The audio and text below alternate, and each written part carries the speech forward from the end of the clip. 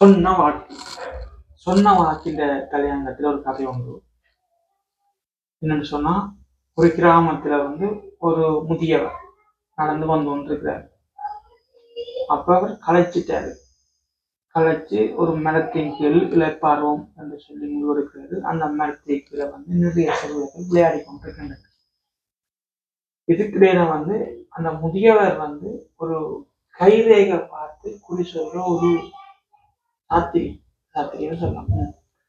அப்ப அவர் அந்த சிறுவர்களை பார்த்துட்டு அதுல ஒரு சிறுவனை அவருக்கு பிடித்து விட்டது. அப்ப அந்த ஒரு சிறுவனை அவர் கூப்பிட்டு, இந்த வா தம்பி, உன் பேர் என்ன, உனக்கு கதைக்கலாமான்னு கேட்டுக்க. அதுக்கு அந்த சிறுவன் தாராளமா கதைக்கலாம், என் பேரு அபினா என்று சொல்லி தன்னை அறிமுகப்படுத்துறார். அப்ப அறிமுகப்படுத்தின உடனே அந்த முதியவர் தம்பி, நான் கையை பார்த்து குறி சொல்ற ஆள், அதனால உன் கையை தந்தீங்கன்னா நான் உன்னுடைய கைரேகையை பார்த்து உன்னுடைய வருங்காலம் எப்படி இருக்குன்னு சொல்லி நான் கணித்து சொல்றேன்னு சொல்லிட்டேன். அப்ப இதை பார்த்த சிறுவனுக்கும் ஒரு ஆர்வம், இந்த வருங்காலத்தை பார்ப்போம், என்ன மாதிரி அமைதுன்னு பார்ப்போம்னு சொல்லி கையை நீட்டுறார். கையை நீட்டினோடனா அந்த முதியவர் கையை பார்த்துட்டு உடனே சொல்றார், தம்பி, நீ வருங்காலத்தில் ஒரு நாட்டுக்கு அரசனாகக்கூடிய சந்தர்ப்பங்கள் நிறைய இருக்குது, நீ அரசனாக போறாய் என்று சொல்ற. இதை கேட்ட அந்த சிறுவன் அபிநாத்துக்கு சிரிப்பு, சிரின்னு சிரிச்சு போட்டு அந்த அபிநாத் சொல்றான், முதியவரே, என்னுடைய குடும்பம் ஒரு நேர உணவுக்காகவே பல கஷ்டப்பட்டு கொண்டிருக்கிறோம். என்ன நீங்க சொல்லுங்க, வருங்காலத்துல அரசனாகன்னு சொல்லி இதை நம்பக்கூடிய மாதிரியா இருக்குன்னு சொல்லி நம்ம சிரிக்கலாம்.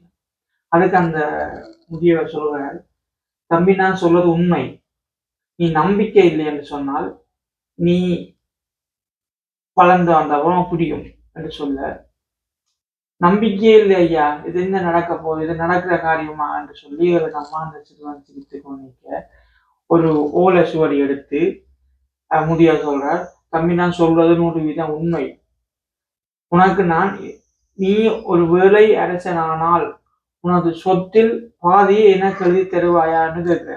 அதுக்கான சிறுவன், ஓகே எழுதித்தார், நான் அரசன் ஆக போறது இல்லையே, அவர் நம்பிக்கையோட அவர் அப்ப எழுதி கொடுக்குறாரு. இந்த ஊரையில நான் அரசனானா எனது சொத்துக்களை அரவாசி உங்களுக்கு நான் எழுதி தருவேன் சொல்லி அந்த ஊரில் எழுதி கொடுத்துட்டு அந்த பையன் அபிநாத் விளையாட போயிட்டான். அவன் முதியவரும் அந்த இடத்தை விட்டு அவர் தன்னுடைய வேலையை பார்த்துட்டு போயிட்டார். நாட்கள் பல கடந்தன, வருடங்கள் கடந்தன. அப்ப அபிநாத்துக்கு படிப்புலையும் நண்பர்கள் ரீதியிலையும் பல முன்னேற்றங்கள், பல இம்ப்ரூவ்மெண்ட், அது நிறைய நிறைய அரசு அதிகாரிகளுடைய நேரங்கள் கிடைத்து அவன் அரச சபைக்குள்ளே சென்று விட்டான். ஒரு அமைச்சராகவோ மந்திரியாகவோ ஒரு இதுல போயிட்டான். இப்ப போயிட்டு காலங்கள் கடந்த பிறகு அவனுடைய படித்த படிப்பும் அவனுடைய திறமைகளையும் பார்த்து அந்த நாட்டு அரசனம் ஒரு பதவியை கொடுத்து அந்த பதவியில அவன் சிறந்து விளங்க அவனை அரச அரச அடுத்தபடியாக அரச நாங்க என்ன சொல்றோம் உப தலைவர் மாதிரி அரச தலைவர் அடுத்த கட்டத்துக்கு கொண்டு போய் அதுவும் காலப்போக்கில் அவன் அரசன் ஆகிட்டான். அவன் அரசன் ஆகின கையோட அவன் சின்ன வயசுல தான் விளையாடி கொண்டிருக்கைக்குள்ள அந்த முதியவர் கை பார்த்தது, தான் எழுதி கொடுத்தது, அதெல்லாம் மறந்து அவன் தன்னுடைய பணியை மிக சிறப்பாக செய்து கொண்டிருக்கிறார். அப்படியான காலகட்டத்துல ஒரு அந்தனர் சொன்னா ஒரு வறுமையானால் ஒரு ஓலையை கொண்டு அரசு சபைக்கு வராது. அரசு சபைக்கு வந்துட்டு, அரசே இந்த ஓலையை உங்களுக்கு ஞாபகம் இருக்கிறதான்னு சொல்லி அந்த ஓலையை காட்டி கேட்க அந்த அரசன் பார்த்துட்டு ஆச்சரியம், ஓ இது என்னுடைய கையெழுத்து உள்ள ஓலை ஆயிடுச்சு, இது என்ன உள்ளது பார்ப்போம் என்று பார்த்தா, நான் அரசன் ஆனால் எனக்கு சொத்துக்களை அரவாசியை உங்களுக்கு நான் எழுதி தருவேன் என்று எழுதியிருக்கேன்.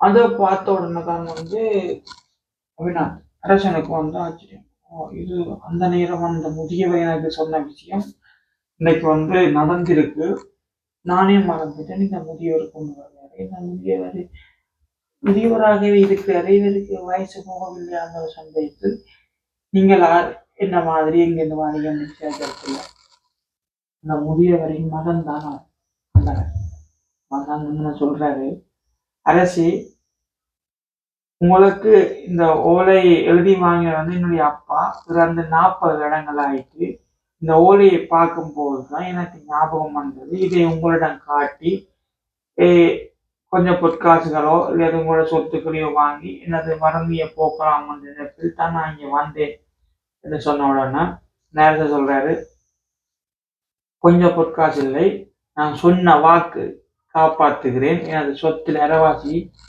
உங்களுக்கு எழுதித்தாரேன் என்று சொல்லி சொத்து எழுதும் வேலையை ஆரம்பிக்குது. உடனே அந்த அந்தனர், நிறுத்துங்கள் அரசே, உங்களுடைய சொத்து எனக்கு தேவையில்லை, எனது வீட்டில் நான் நேர கஞ்சி குடிப்பதற்கு, என் பிள்ளைகள் பால் குடிப்பதற்கு எனக்கு ஒரு தொழில், எனக்கு ஒரு பசுமாடு மட்டும் வேண்டித்தார்கள், அதை வச்சு நான் என்னுடைய சீக்கியத்தை பார்த்துக்கிறேன் என்று சொல்ல அந்த அரசனுக்கு ஆச்சரியம். இந்த சொத்திலே அரவாசியை தருகிறேன் என்று சொல்ல நீ வேண்டாம் என்று நீ இருக்கிறாய், உன்னுடைய நல்ல மனது என்று சொல்லி பாராட்ட நந்தனை சொல்லுவார் வந்து, இந்த சொத்தை கொண்டு போனா நான் தான் மட்டும் பயன்படுத்தேன், மற்றவர்களுக்கு கொடுக்க எனக்கு மனம் வராது. ஆனா அதே சொத்து உங்கள்கிட்ட இருந்தால் நீங்கள் என்ன மாதிரி உள்ள பல ஏழைகளுக்கு உதவிகள், பல ஏழைகளின் வாழ்க்கை வெளிச்சமாகும். அதனால் அரசி எனக்கு பசுமாடு ஒன்று மட்டும் போதும் என்று சொல்லி இந்த பசுமாட்டை கேட்க உடனடியாக அந்த அரசன் சொல்றார், அப்படின்னா நீங்கள் அந்த நிறைய வீடு செல்லுங்கள், நீங்கள் வீடு செல்வதற்கு முன்னோக்கி நீங்கள் ஆசைப்பட்ட ஒரு பசுமாடல்ல பல பல பசுமாடு நான் உங்களுக்கு அன்பளிப்பாக உங்கள் வீட்டுக்கு அனுப்பி வைக்கின்றேன் என்று சொல்லி அந்த நகை வழி அனுப்பி விடுறான். அதுக்கு தான் வந்து பொய்யாமை அன்பு புகழில்லை, எய்யாமை எல்லா அறம் தரும். பொய்யாமை அன்ன புகழில்லை, எல்லாமை எல்லா அறமும் தரும். அதாவது வந்து பொய்மை போல புகழ் தருவது வேறு எதுவும் இல்லை, அதில் உறுதியாக இருந்தால் எல்லா சிறப்புகளும் வந்து சேரும். இன்னொரு கதை சந்திப்போம். நன்றி.